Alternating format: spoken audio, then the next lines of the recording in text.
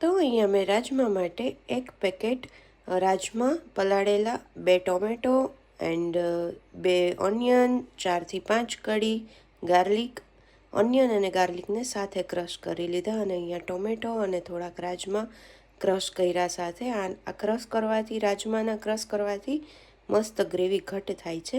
પછી અહીંયા મેં ઓઇલ એડ કર્યું 2થી 3 ચમચી જેટલું અને અહીંયા બધા તમને બતાવું છું એ મસાલા એડ કરી દીધા. પછી ઓનિયન અને ગાર્લિક એડ કર્યું, પછી ટોમેટો એન્ડ રાજમા જે છે એ બેઝિક મસાલા બધા, અને એની સાથે ગરમ મસાલો થોડોક અડધી ચમચી જેટલો એડ કર્યો. તો મેં પાછળથી 2 મિનિટ માટે ઢાંકી અને રહેવા દીધું હતું અને થોડુંક પાણી એડ કર્યું હતું મેં આમાં અને હલાવી અને પછી પાછું રહેવા દીધું હતું મેં 2 મિનિટ માટે. અને પછી આમાં રાજમા એડ કર્યા હતા મેં, 2 પેકેટ ટોટલ એડ કર્યા હતા અને પછી 2 બાઉલ જેટલું પાણી એડ કર્યું. તમે વધારે એડ કરી શકો છો જો તમારે વધારે ગ્રેવીવાળું જોતું હોય તો. અને 10થી 15 મિનિટ ધીમા ગેસે ઢાંકીને ઉકળવા દીધા.